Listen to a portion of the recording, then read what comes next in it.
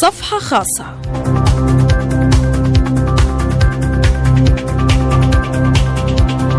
مساء الخير مستمعينا الأفاضل، أهلا بكم معنا جميعا على موجة إذاعة العلم والمعرفة.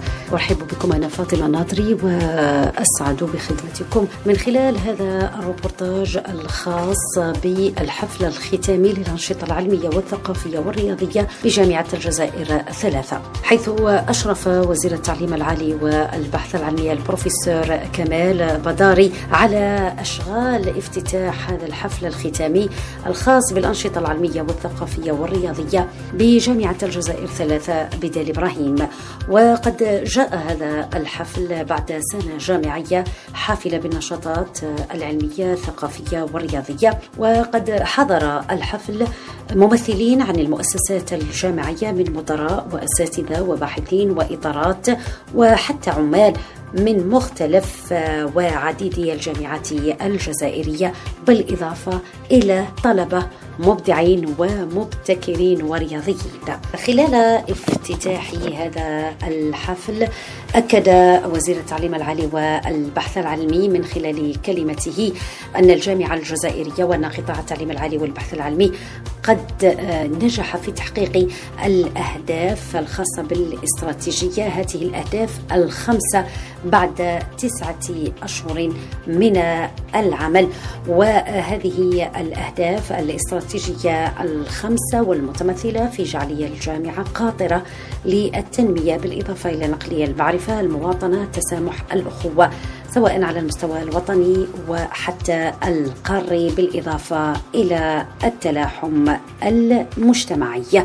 وزير التعليم العالي والبحث العلمي البروفيسور كمال بداري. بعد 9 أشهر نصل اليوم إلى نهاية موسم النشاطات الرياضية والثقافية والعلمية الذي بدأناه معا يوم 19 سبتمبر 2023.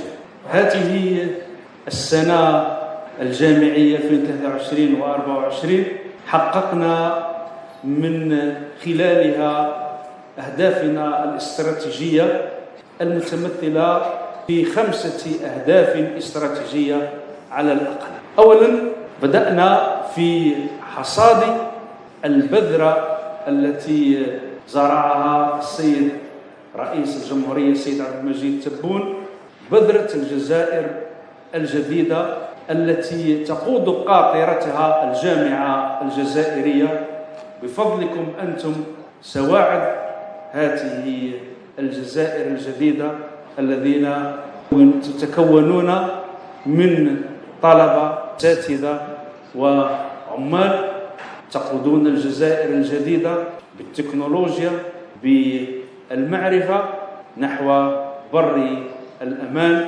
حيث نصبح جامعة مواطنة تلبي احتياجات المجتمع، وللمجتمع الحق في محاسبة هذه المؤسسة الاجتماعية المسماة بالجامعة الجزائرية للجزائر الجديدة. الهدف الاستراتيجي الثاني المحقق وهي أن الجامعة أصبحت بالفعل ناقلة للمعرفة، ناقلة للمواطنة، ناقلة لمبادئ الجمهورية، ناقلة للصداقة، ناقلة للأخوة، ناقلة للابتكار، ناقلة للرفاهية. ثالثا، هذا الموسم الحافل بالنشاطات الرياضية والثقافية والعلمية مكن الجزائر الجديدة أن تشع على محيطها الجهوي القاري والدولي، والنتائج المحققة من طرف طلبتنا الرياضيين في مختلف المحافل الدولية والعلمية لا خير دليل على ذلك.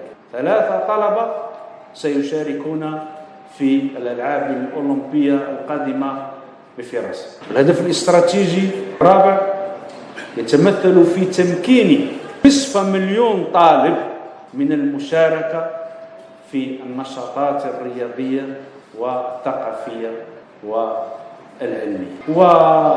والهدف الاستراتيجي الخامس، وهي أهداف محققة كثيرة، يتمثل في أن هذه النشاطات لهذا الموسم مكنت من تقوية التلاحم المجتمعي بفضل فواعل الجامعة الجزائرية التي تعتكز في مكوناتها البشرية عن عناصر من مختلف المشارب، فكونوا فيما بينهم الصداقة والأخوة والشخصية التي ستمكنهم من أن يكونوا بالفعل حاملي لمشاريع الجزائر الجديدة، وبالتالي خالقي للثروة، خالقي للمواطنة، مبدعين وناقلي للفكر النقدي البناء، ولكل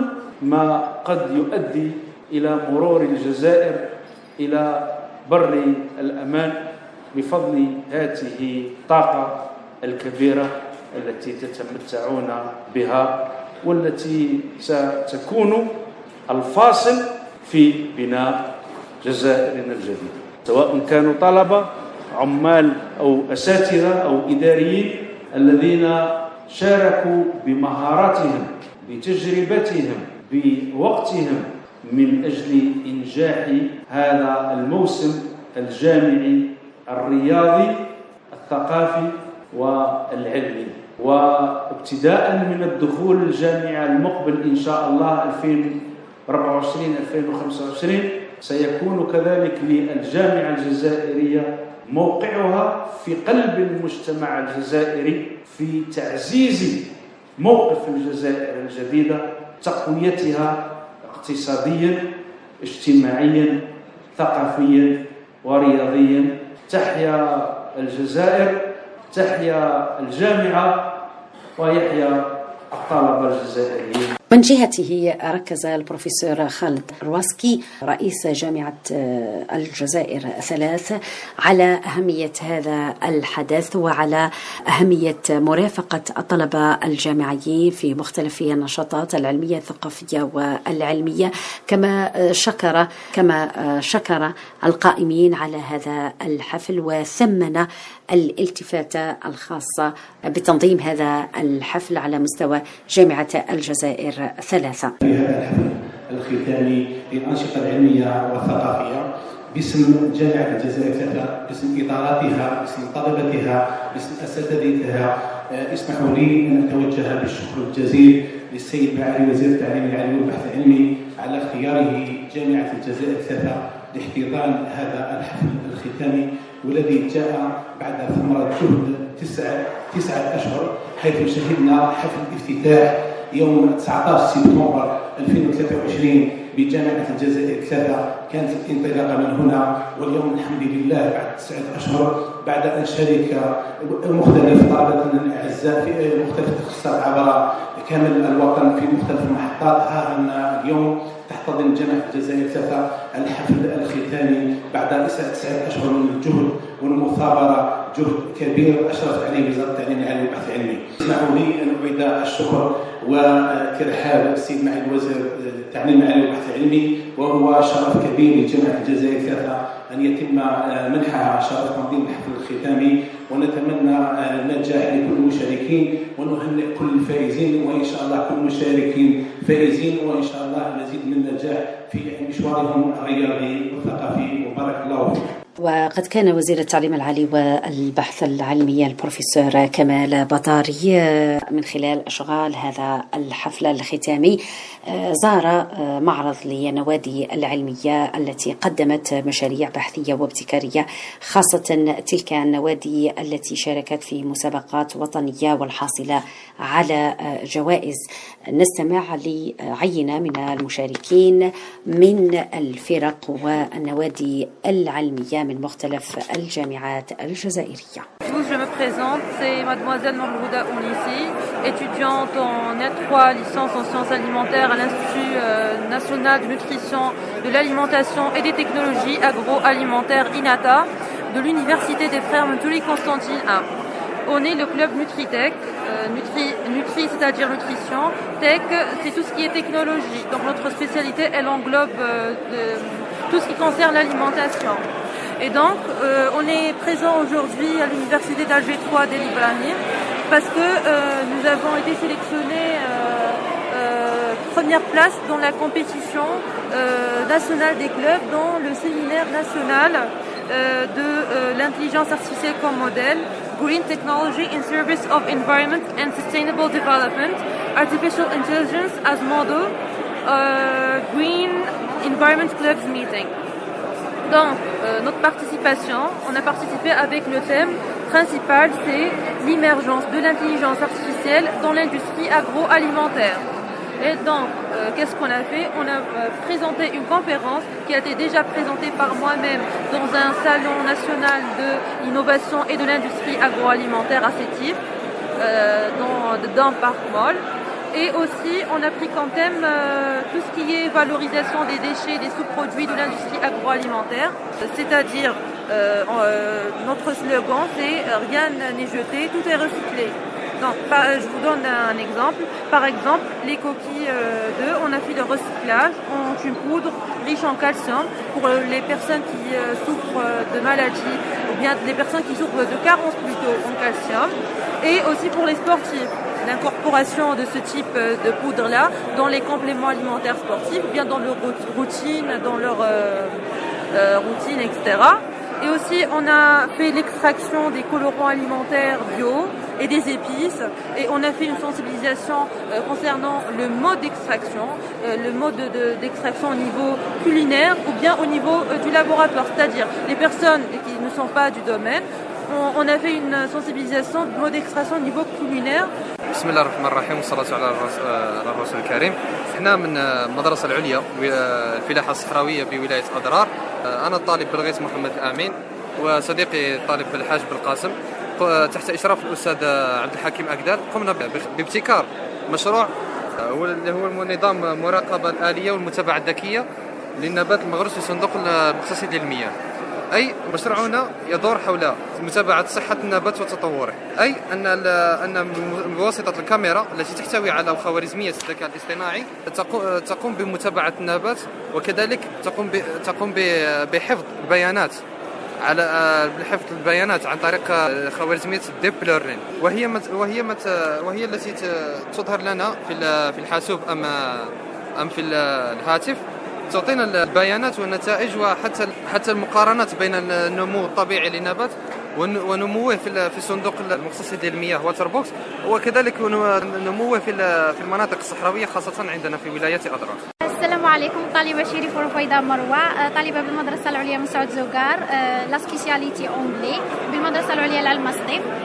شاركت في المسابقة الكاريكاتورية لنصرة القضية الفلسطينية بجامعة باتنا وتحصلت على المرتبة الأولى وطنيا. شاركت أيضا في المسابقة اللي نظمتها الجزائر واحد بن يوسف الخضا وتحصلت على المرتبة الأولى تحت عنوان موهبتي سر تميز. السلام عليكم، أنا طالبة فرقاني راضية، قريت هندسة معمارية في جامعة البليدة. شاركت في مسابقة الخط العربي والزخرفة في الطبعة الثامنة وتحصلت على المركز الثاني. الزخرفة هي بالنسبة لي هواية، كنت من محبيها وماذا بيا أنه كامل الناس يتعلموا الزخرفة ويتعرفوا عليها. السلام عليكم ورحمة الله وبركاته. طالبة صغير سندس، طالبة ماستر 2 جامعة غرداية. شاركت في مسابقة بسكرة للبرمجة والروبوتات، متحصلة بفضل الله سبحانه وتعالى على المرتبة الثانية اللي كانت نظمت في بسكرة من 11 إلى 14 ماي. الحمد لله كان بزاف المشاريع هنايا وكانت لنا فرصة أننا نتعرفوا على الخبرات وعلى إنجازات الناس. مشروعنا هنايا هو عبارة عن روبوت لاستخراج السموم من العقارب والأفاعي. الروبوت هذا يمكن من أمن إضافي للناس اللي تستخرج السموم لأن في خطر كبير خاصة التعامل مع العقارب السامة جدا والأفاعي. كاين مشاريع مثلا كما تاع بسكرة بحيث المرتبة الثالثة داير روبوت ديليفري، لأول مرة في الجزائر يدير روبوت ديليفري، يعني متوفر في دول أخرى لكن في الجزائر غير موجود. وكاين ثاني طالبه دايره ابليكاسيون تاع بيس، يعني تطوير لتطبيق الجامعه الجزائريه لحافله النقل الجامعي. براءة الاختراع ومؤسسات ناشئه. مشروعي انا بشكل خاص يندرج في القرارين كمشروع مبتكر، لانه فكرتي هي استثمار في السموم وليس فقط ابتكار روبوت، وايضا ضمن براءة الاختراع الحمد لله رب العالمين. وكانت الدعوة لبقية المشاريع للانخراط في براءة الاختراع إن شاء الله، وسيعملون عليها في المستقبل. المشروع محتضن من قبل حاضنة الأعمال. نعم أنا سجلت في براءة الاختراع الحمد لله سبحانه وتعالى، وإن شاء الله هي مجرد أنك إيداع براءة الاختراع هو حماية. طبعا تشرفنا بوجود البروفيسور كمال بداري بيننا اليوم والاطلاع على مشاريعنا. كان سبق له زيارة في ولاية غرداوي والاطلاع على مشروعي أنا بالفعل، واليوم الحمد لله رأى يعني التجسيد النهائي للمشروع، لأنه كان قيد الإنجاز في تلك الفترة. اطلع الوزير على باقي يعني كل المشاريع، الدعوة طبعا للتسجيل في إنابي والتسجيل في براءة الاختراع، وأيضا ملاحظات هامة على مشاريعنا وحول الاستثمار المستقبلي وتشجيع طبعا واحتضان هذه المشاريع. الوزارة طبعا اليوم تسعى إلى احتضان هذه المشاريع باش نواجهوا فكرة أنه أي طالب مبتكر أو أي طالب مبدع يقرر يروح برا. الوزير راه يوفر في الأجواء المناسبة إن شاء الله باش نجسدوا مشاريعنا إن شاء الله في الدولة تاعنا، ولما لا نحققوا نجاحات كما باقي الدول ما طلعتش بالبترول ولا بالغاز، ولا طلعت بالكفاءة، طلعت بالابتكارات، طلعت بالإبداع. السلام عليكم، je بشرى كوسامة بريزيدون دو كلوب سيانتيفيك إلكتروماينز كلاب بجامعة برج بوعريش تخصص في إلكترونيك صناعية. اوني لا باش نشاركوا في صالون هذا بريزونطاسيون تاع لي بروجي من النوادي الفائزة بالمسابقات الوطنية في العام 2023-2024. حنا كان لنا الحظ وشاركنا في بومرداس مسابقة وطنية للتنمية المستدامة بمشروع يقتصر على تحويل طاقة الرياح إلى طاقة كهربائية ديدي باش نستاليو في لي زوتوروت باش نسيريو ليكزيستونس تاع الطاقة الكهربائية في لي زوتوروت تاعنا إن شاء الله. وين جا لو مينيستر وشاف لو بروجي تاعنا وكان انتريسون بالبروجي تاعنا، انتريسي بالبروجي تاعنا، والحمد لله ان شاء الله مازالوا بروجي في المستقبل القريب وين يكون في مشاريع اخرى في مجالات متعدده ان شاء الله. على هامش التظاهرة قام وزير التعليم العالي والبحث العلمي وفي ختام هذا الحفل بتكريم الفرق الفائزة في الرياضات الجامعية، كرة القدم، كرة السلة، كرة اليد وغيرها من الرياضات الجامعية، بالإضافة إلى تكريم 14 نادي علمي ينشط في مجال الابتكار والبحث ونظير الابتكارات والإبداعات والمشاريع التي قدمتها هذه النوادي العلمية. ختام هذا الروبورتاج الذي سلطنا الضوء من خلاله على فعاليات الحفلة الختامي للأنشطة العلمية والثقافية والرياضية بجامعة الجزائر 3. إلى اللقاء.